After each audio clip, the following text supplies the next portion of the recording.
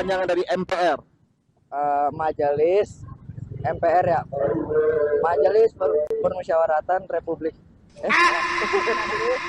Apa kepanjangan dari MPR? MPR. M-nya? PR. M-nya? PR. M-nya? Mas. Ada apa? M-nya tadi? Masa. P-nya? Peroleh. Oleh. Lain. R-nya? Area. Dua apa? Tahu? R-nya? Enggak. Nggak tahu. Apa kepanjangan dari MPR?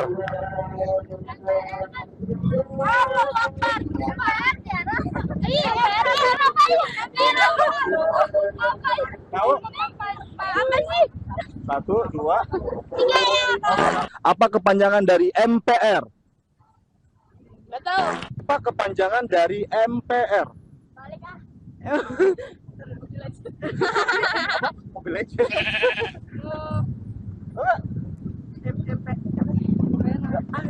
Tahu? Enggak. Oke. Kepanjangan dari MPR? MPR ya? Tahu? Apa ya? Nggak tahu. Ibu kota Jawa Timur. Apa? Yogyakarta. Salah, terima kasih. Ibu kota Jawa Timur. Ibu kota Jawa Timur. Yogyakarta. Ibu kota dari Jawa Timur. Bandung. Semarang. Ibu kota Jawa Timur. Ibu kota Jawa Timur. Solo. Tadi yang pasti MPR. Ibu kota Jawa Timur apa?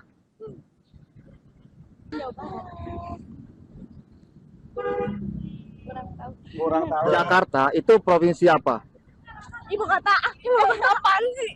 Provinsi. Jawa Barat. Betawi. Jawa Barat. Salah.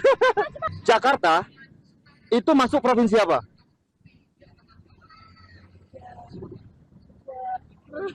Tahu?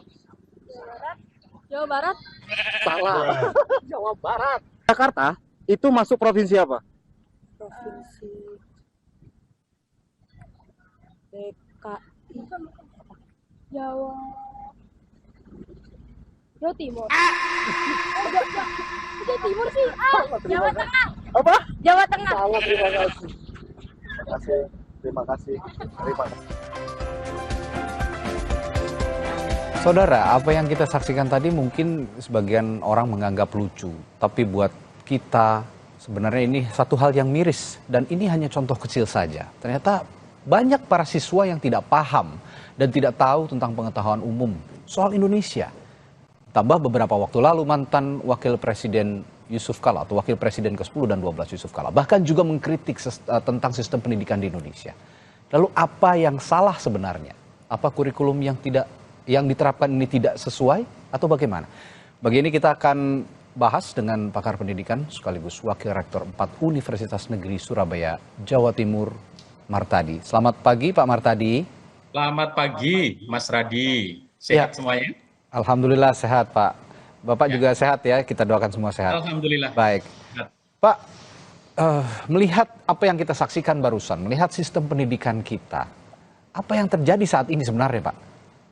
Ya, jadi kalau kita melihat tayangan tadi, kita melihat bahwa ada banyak anak-anak kita yang kemudian tidak mengenal lagi bahkan singkatan yang sangat sederhana, MPR, kemudian Ibu Kota Jawa Timur, itu pun mereka gagap.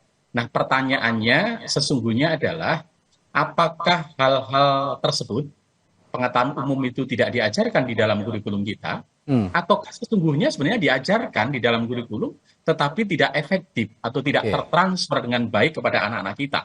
Atau jangan-jangan anak-anak kita berpikir berbeda, menghafal itu sesuatu yang nggak perlu lagi. Gitu. Karena kalau saya hanya ingin tahu tentang Ibu Kota Jawa Timur, saya hanya tinggal buka, ketik Google. Jangan-jangan seperti itu. Atau ini persoalan-persoalan yang harus ditarik.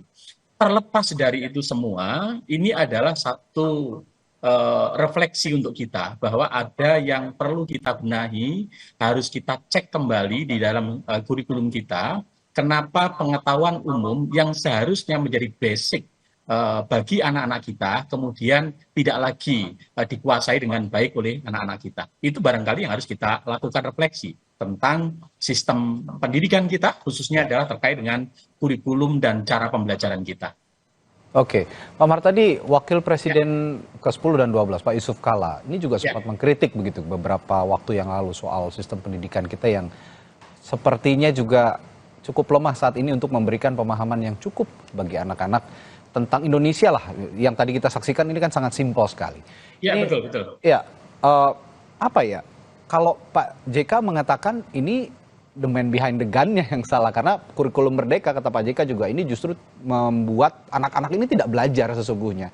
Jadi hanya ada kurikulum, tidak ada pembelajaran, bahkan sekarang yang mirisnya lagi UN katanya dihapus begitu. Ini kan sebagai standar siswa untuk menjadi apa atau menaikkan jenjangnya ke pendidikan yang lebih tinggi, ini malah dihapus. Bagaimana pandangan Anda soal ini? Ya, kalau terkait dengan kurikulum merdeka, yang dimaksud Pak JK adalah terkait dengan hal tersebut, memang ada beberapa catatan yang harus dipikirkan. Memang kurikulum merdeka kan mengikuti paradigma kurikulum yang saat ini banyak dianut oleh banyak negara. Salah satunya yang disebut Pak JK kan Finlandia. Tetapi memang saya juga sepakat dengan pandangan Pak JK bahwa tidak sepenuhnya apa yang baik di Finlandia itu ketika diterapkan 100% di Indonesia akan berhasil seperti Finlandia.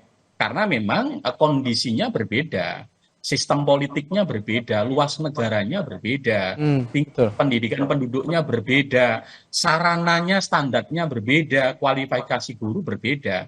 Oleh sebab itu menjadi penting ketika kita ingin mengadopsi kurikulum dari negara yang maju, kita perlu melakukan adaptasi dengan konteks keindonesiaan, karena Indonesia itu berbeda sekali. Problem kita di akses, disparitas gurunya masih luar biasa.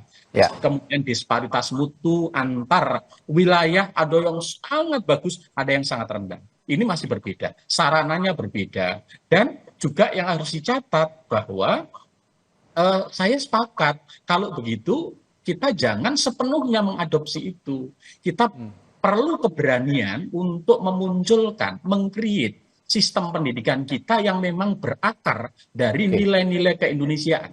Kita punya tokoh yang hebat ya, Ki Hajar Dewantoro, Syafi'i, Dria Karya, kemudian karakteristik masyarakat kita yang berbeda, kurikulum yang harus mempertimbangkan kewilayahan, kemudian kebutuhan pembangunan Indonesia. Saya yakin itu harus dipertimbangkan, sehingga saya berpandangan bahwa kalau kurikulum merdeka sepenuhnya hanya menganut dengan pola-pola barat, saya tidak yakin bisa berhasil di Indonesia. Karena problem kita sangat berbeda, tantangan kita, kompleksitas kita berbeda dengan negara yang lain. Ya, analogi sederhananya adalah ketika anak-anak kita ini, yang tadi juga sempat kita saksikan tayangannya, ditanya soal ibu kota Jawa Timur, ibu kota Jawa Barat, tidak bisa menjawab. Kalau dari situ saja bisa kita lihat bahwa mereka akan tersasar gitu ya, karena tidak tahu daerah mereka berada di mana saja, bahkan tidak tahu begitu Pak Mar tadi. Iya, betul. Jadi anak-anak kemudian jadi kurikulum merdeka itu secara konsep bagus, tetapi harus diingat bahwa ketika kurikulum yang bagus itu belum tentu hasilnya bagus jika tidak didukung oleh konsistensi, komitmen, penyiapan sarana, perubahan mindset, dan sebagainya. Maka yang terjadi hari ini secara konsep baik, karena di lapangan tidak dikawal dengan baik, lalu kemudian anak itu belajarnya kehilangan arah. Dia mau belajar kemana? Guru-guru kesulitan karena tidak ada rujukan yang clear, ya, yang bisa dirujuk, sementara mereka harus menjalankan program itu dengan baik. Sehingga di lapangan hari ini terjadi, anak-anak tidak lagi ada insentif untuk belajar secara maksimal karena UN tidak ada. Kelas pasti, nggak perlu takut. Bahkan hari ini terjadi yang namanya surplus nilai. Karena setiap sekolah itu membuat nilai sesuai dengan standar mereka. Lalu kemudian itu nilainya sangat tinggi-tinggi, ya. Untuk apa? Untuk bisa masuk seleksi di jenjang pendidikan berikutnya. Ini menurut saya menjadi persoalan karena kemudian sekolah-sekolah mulai tidak autentik, tidak jujur lagi untuk menilai kemampuan anak sesungguhnya. Mereka hanya berpikir pragmatis, hanya untuk anak bisa naik ke jenjang yang berikutnya, bisa masuk ke jenjang berikutnya, tetapi dengan cara-cara yang tidak edukatif. Ini menurut saya harus kita hentikan, kita harus berani membuat standar yang baru, kemudian memotivasi anak untuk belajar bahwa untuk meraih sebuah capaian tertentu perlu perjuangan yang keras, bukan dengan cara yang santai, dengan cara yang tidak perlu bersusah payah dan sebagainya. Oke, ya satu hal yang harus dilihat juga, mengenal dunia itu bagus. Tapi apalah artinya mengenal dunia jika mengenal Indonesia saja tidak bisa begitu? Itu satu hal yang harus dicatat karena anak-anak ini juga yang akan membangun Indonesia nantinya begitu kira-kira Pak Martadi. Iya betul Mas. Ya. Jadi menurut saya kata kunci hari ini adalah memang untuk bisa mengenal dunia harus bisa mengenal dirinya sendiri. Betul. Mengenal keindonesiaan. Kalau kita tidak mengenal keindonesiaan, lalu anak langsung masuk mengenal dunia, maka anak-anak ini akan kehilangan keindonesiaannya. Anak-anak akan menjadi generasi floating, ya. Dia lebih fasih bercerita tentang negara lain, ya, Korea taruh. Tetapi ketika ditanya tentang Indonesia dia gagap. Ini menurut saya menjadi persoalan serius untuk identitas dan keberlangsungan bangsa kita. Oleh sebab itu menjadi penting hari ini dikuatkan kembali kepada anak-anak kita tentang jati diri keindonesiaan. Saya menyebut dengan istilah InQ, Indonesia Question. Jadi nilai-nilai keindonesiaan yang bersumber dari budaya keindonesiaan agar anak-anak kita tumbuh menjadi generasi Indonesia yang siap masuk ke lingkup dunia. Bukan menjadi generasi dunia yang lupa dengan keindonesiaan. Saya kira itu yang penting. Ya, sepakat. Pak Martadi, kita kembali ke kritiknya Pak JK tadi. Bahwa kurikulum ini sebenarnya yang saat ini ada itu tidak tepat karena Indonesia sendiri masih dalam tahap negara berkembang, bukan negara maju, belum masuk kategori negara maju. Meskipun misi pemerintah memang kita harus melompat menjadi negara maju. Apakah Anda setuju dengan pandangan Pak JK ini? Iya, jadi mungkin betul yang disampaikan Pak JK karena konteks yang berbeda antara kurikulum yang diterapkan di negara maju dengan kita. Pasti berbeda karakteristiknya. Oleh sebab itu, saya sepakat jika kurikulum yang kita ambil, kita adopsi itu harus ada fase berikutnya yang namanya adaptasi. Jadi bukan diambil sepenuhnya, tetapi diadaptasi, dikontekstualisasi dengan keindonesiaan. Dengan problem masalah pendidikan di Indonesia yang aksesnya belum merata, yang kondisi gurunya masih hari ini belum seperti yang kita harapkan, cara berpikir masyarakat, cara berpikir anak dan sebagainya. Sehingga dalam hal-hal tertentu mungkin bisa kita pakai konsep yang bagus tadi. Tetapi kita juga harus ingat dalam tataran implementasi kita harus mempertimbangkan karakteristik keindonesiaan. Kalau tidak, maka hasilnya mungkin tidak seperti yang kita harapkan karena kondisinya berbeda, ya, kondisinya berbeda. Ini saya pikir satu pemikiran bijak dari Pak JK untuk memberikan kritik terhadap sistem pendidikan kita dan itu harus menjadi masukan penting bagi sistem pendidikan kita untuk bisa mereformulasi sistem pendidikan kita agar lebih sesuai, lebih tepat untuk konteks keindonesiaan yang cocok dengan kondisi Indonesia dan pada akhirnya akan mampu melahirkan anak-anak Indonesia yang kakinya dalam jati diri keindonesiaan, tetapi dia siap untuk masuk di era globalisasi. Kalau bicara negara maju, saya percaya filosofi negara maju itu adalah negara yang menghargai bangsanya sendiri dan sejarahnya sendiri. Pak Martadi, terakhir. Ini kan akan ada pergantian rezim pemerintahan, gitu. Otomatis akan ada juga menteri, mungkin ada menteri pendidikan yang baru. Nah, dengan dihapusnya UN saat ini, apakah perlu direaktivasi lagi UN ini dan bagaimana mengukur indikator keberhasilan siswa jika tidak ada UN? Apakah UN ini menjadi tolok ukur utama untuk mengukur indikator keberhasilan siswa? Ya, sebenarnya kan UN itu bukan satu-satunya tolok ukur gitu ya. Kita harus sadar itu. Tetapi juga kita perlu ketika ingin melihat keberhasilan pendidikan kita harus ada tolok ukur. Tolok ukur yang dibangun hari ini kan menggunakan AN, Asesmen Nasional. Tetapi yang dipotret itu adalah kondisi kualitas sekolah, kualitas guru dan sebagainya. Tetapi memotretnya melalui anak, melalui Asesmen Nasional. Ini tidak salah ya. Tidak salah, karena kemudian beban ini untuk bisa terbebani akan nasibnya ditentukan UN menjadi berkurang. tetapi juga harus sadar bahwa hari ini kemudian anak-anak juga kehilangan arah insentif ya.